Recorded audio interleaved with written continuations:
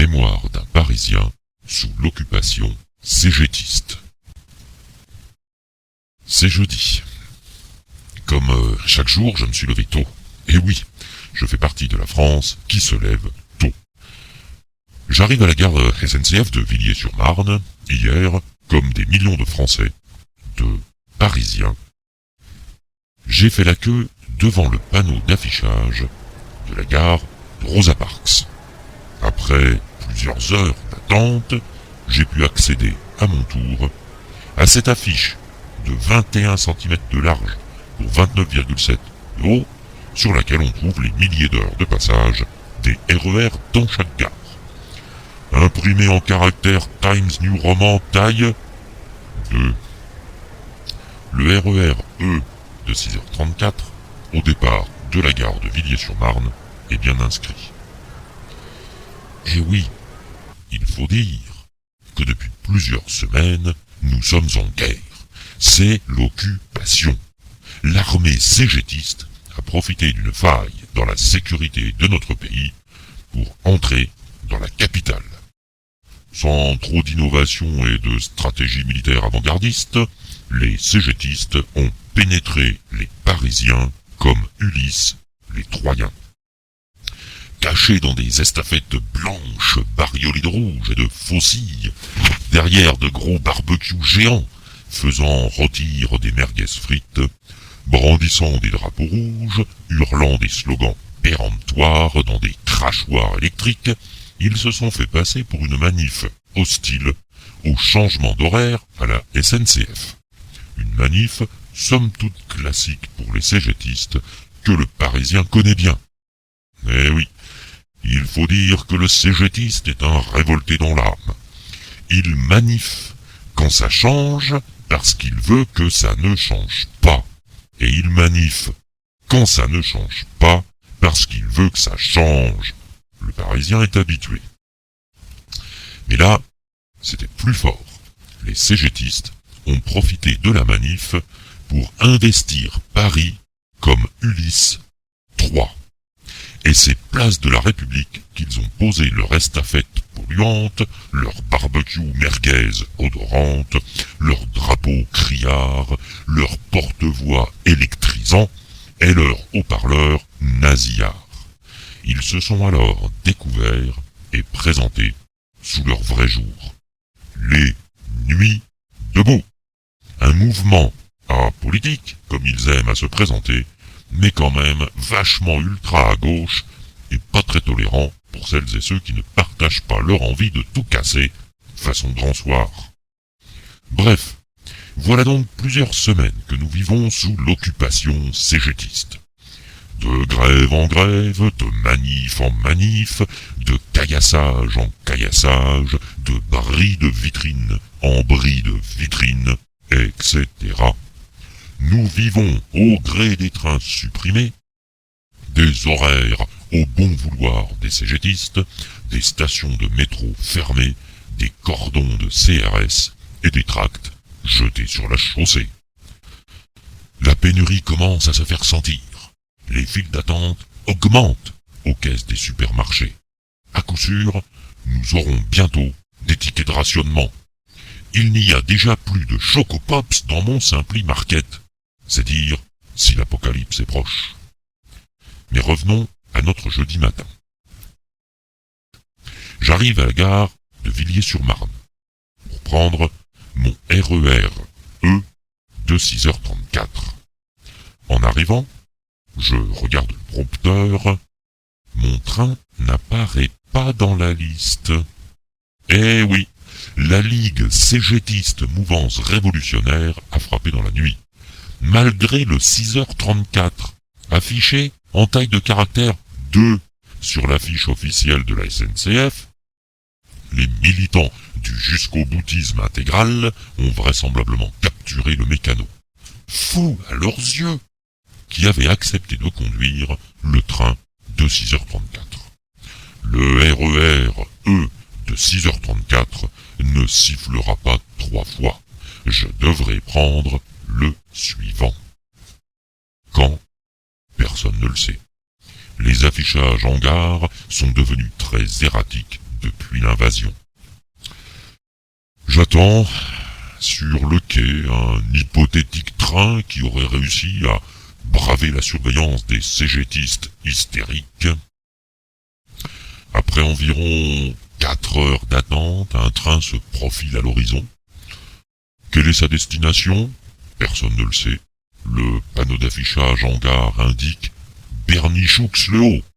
Oui, le panneau d'affichage en gare, c'est le nom officiel donné par la SNCF à la télé qui affiche un fond bleu et des messages écrits en blanc pour donner la destination des trains. Et en bas de l'écran, un bandeau orange quand ça va bien et rouge quand ça va pas. Autant dire qu'il est souvent rouge depuis l'occupation. Et il est écrit dans ce bandeau rouge: en raison d'un mouvement social, vos trains peuvent être retardés ou supprimés. Veuillez consulter les affiches en gare pour connaître les trains qui circulent. Vous savez, l'affiche en gare, c'est celle qui indiquait mon 6h34. Capici? Le train s'arrête à quai. Peu importe sa destination, de toute façon, à coup sûr, il ira ailleurs. Les portes s'ouvrent. Et une marée humaine se déverse sur le quai. Eh oui, un seul train depuis plusieurs heures. Ça fait un grand nombre de voyageurs à transporter. Ces pauvres usagers des transports en commun étaient contenus dans le wagon grâce aux portes. Mais en ouvrant les portes, les pauvres sont poussés vers l'extérieur. C'est un peu comme un coca que vous agitez avant d'ouvrir. Psst. La pression à l'intérieur est telle que le coca est expulsé quand on l'ouvre. Bon, il va falloir rebourrer tout le monde dans le train et en plus faire entrer ceux qui attendent à Villiers-sur-Marne, dont je fais partie. Heureusement, un consultant Cap Gemini qui a fait Sciences Po Helena était de la partie. Eh oui, il se rendait à son travail sans sa voiture depuis que le blocage des raffineries a totalement vidé les stations-service. Il prend les choses en main en grand humaniste du service public. Mesdames, messieurs, nous sommes environ 3847 à devoir entrer dans cette voiture prévue pour 250 personnes maximum. Il nous faut donc concevoir une autre façon de voir les choses. Heureusement, j'ai été formé à l'école de la République pour optimiser la ressource et la dépense des services de l'État. J'ai fait une matrice SWOT, estimer la charge, concentrer le pitch et graffer sur ce whiteboard le draft de notre organisation. La solution est évidente. Debout, nous n'occupons pas tout l'espace. Nous allons nous allonger, faire des couches jusqu'au plafond de la voiture. Mesdames et messieurs les plus forts se mettront tout en bas, et plus les couches monteront, plus les hommes et les femmes les plus légers entreront. Ah oui, aussi, d'une couche à l'autre. Les femmes à forte poitrine se mettront tête bêche pour occuper un minimum d'espace. Un peu comme au Tetris, si vous voyez ce que je veux dire. Et voilà, ainsi l'espace sera optimisé et nous pourrons tous entrer dans la voiture. Bon, vu ma taille, j'allais me retrouver tout en haut de l'empilement humain. Mis à part le fait que j'allais respirer les toiles d'araignée du plafond, je ne m'en sentais pas trop mal. Mais j'ai quand même fait cette remarque à notre consultant Cap Gemini. Dites, sans vouloir paraître un brin tatillon, vous ne pensez pas que celui qui se trouve tout en dessous risque de suffoquer? Il me regarde d'un air interloqué et me rétorque. Mais pas du tout. Regardez le Gantt et le QQOQCP. Ils sont sans appel.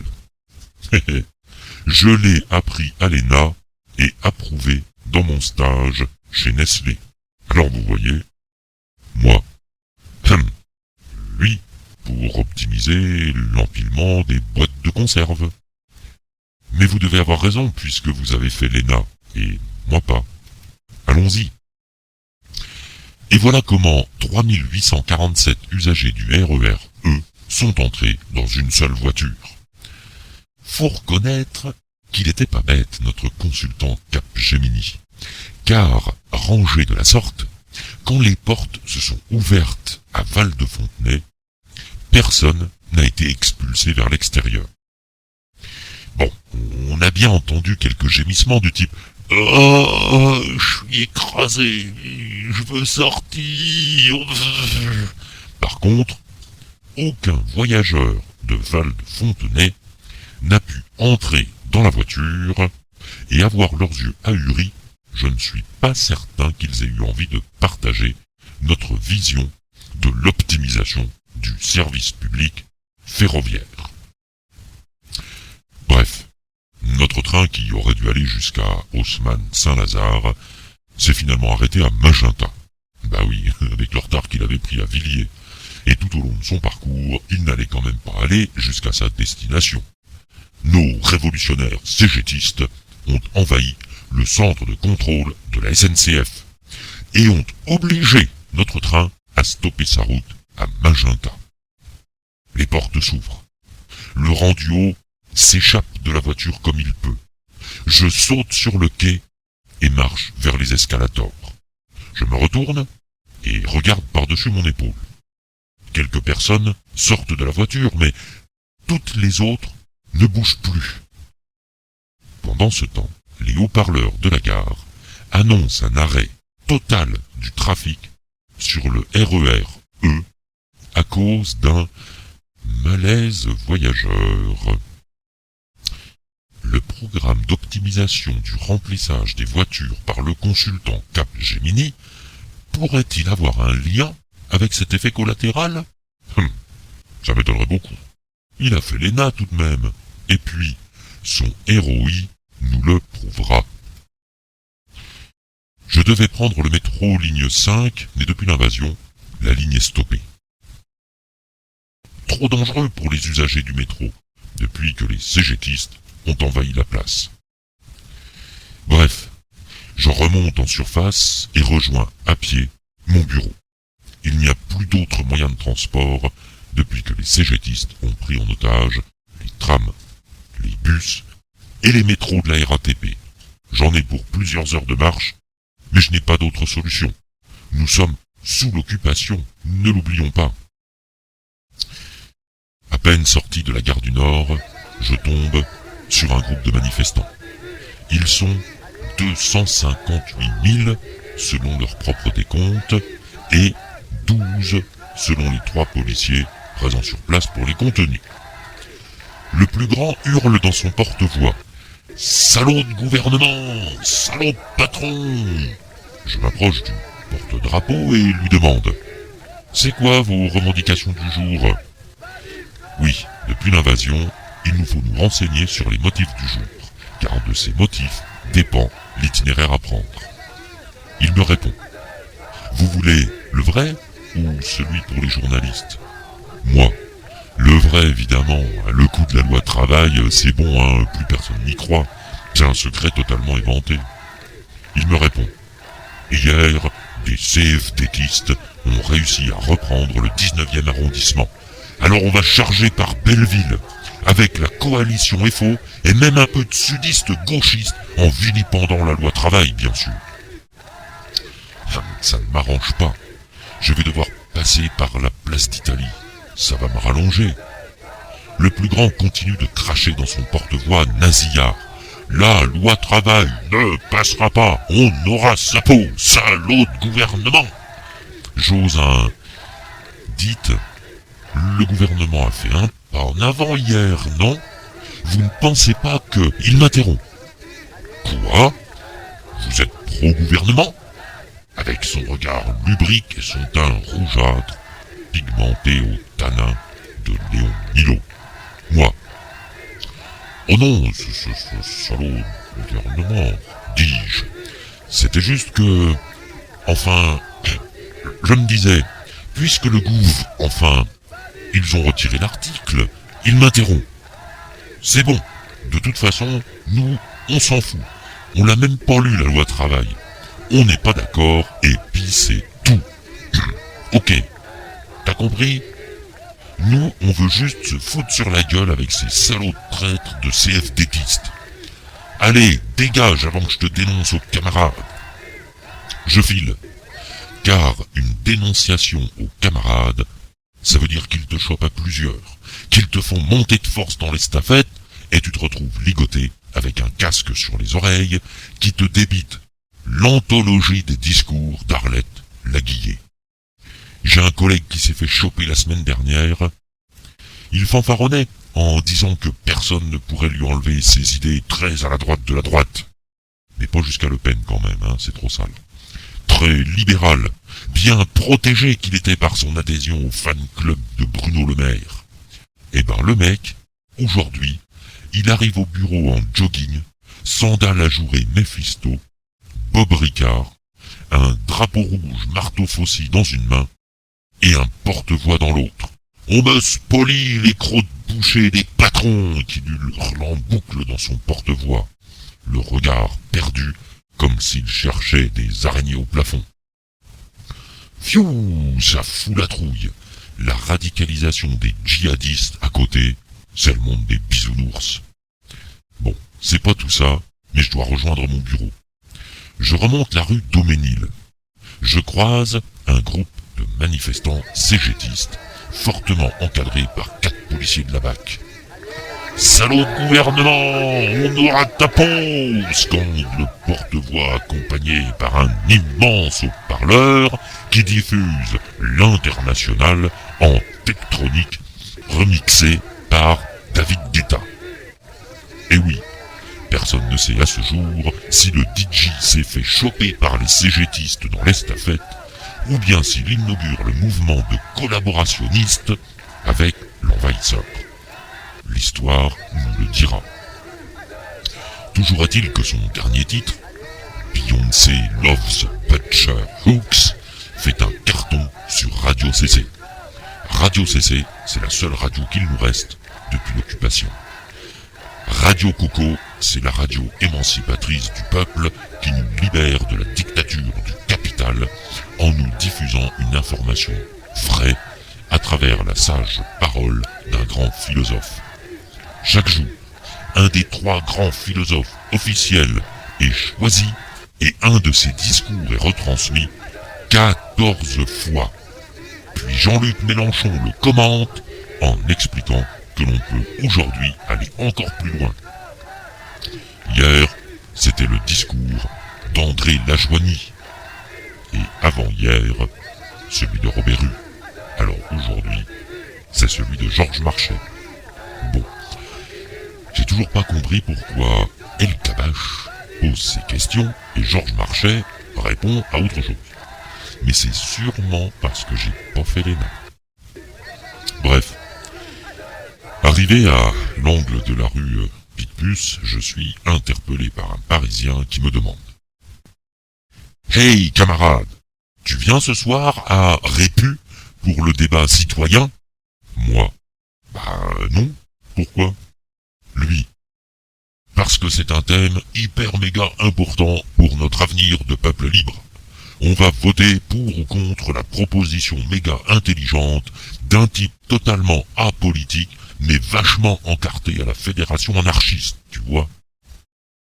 Comme tout le monde se bat sur l'âge de la retraite, alors lui, il propose que chaque citoyen décide lui-même de la date à laquelle il souhaite partir en retraite.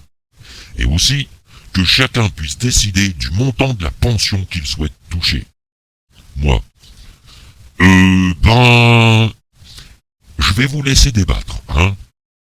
Je ne suis pas certain de pouvoir faire avancer la proposition plus loin. Et j'ajoute, dis, ton pote, totalement apolitique, mais vachement à gauche quand même, il aurait pas fait l'ENA? Il m'a regardé bizarrement. Forcément, il n'avait pas connaissance de mon aventure avec le consultant Capgemini. Après 5 heures de marche, je suis enfin arrivé au bureau. Enfin, pas tout à fait. Je suis arrivé devant le bureau. Et oui, parce que les CGTistes étaient devant notre bâtiment. Si j'ai bien compris, le meneur qui s'est poumonné dans le crachoir électrique, nous sommes des salauds de fonctionnaires aux ordres du salaud de gouvernement. Alors, pour montrer leur détermination à renverser le monde, ils ont tout taillé le trottoir et la façade du bâtiment avec des messages super méga hostiles, genre « salaud de gouvernement » ou encore aussi « salaud de gouvernement ». Et comme ils sont CGTistes de chez Peugeot, c'est écrit avec de la peinture de voiture. Comme ça coûtera bonbon à faire nettoyer. Et le bonbon sera payé avec l'argent de l'État. Donc, mon argent de contribuable. Ouais, salaud de gouvernement. Bon, vu les 80 000 CGTistes présents, ou 14 selon la police, et les 200 CRS, je comprends que je ne parviendrai jamais à rentrer dans le bâtiment. Puis de toute façon, je suis parti à 6h15 ce matin, et il est déjà 18h. Je vais faire demi-tour. Avec un peu de chance, en faisant du stop, je rentrerai plus vite chez moi qu'en transport en commun qui ne circule plus. Ah non, j'ai oublié. Comme ils ont aussi bloqué les raffineries, il n'y a plus de voitures qui roulent. Bon, je vais marcher. Paraît que c'est bon pour la santé.